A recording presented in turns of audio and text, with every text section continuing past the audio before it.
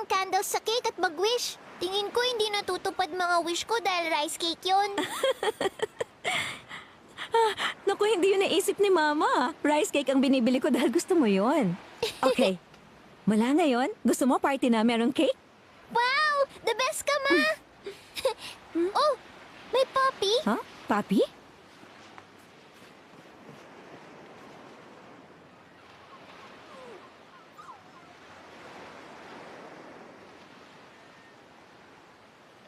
Tingnan mo to, oh. Tagsibol na naman. Saya, di ba?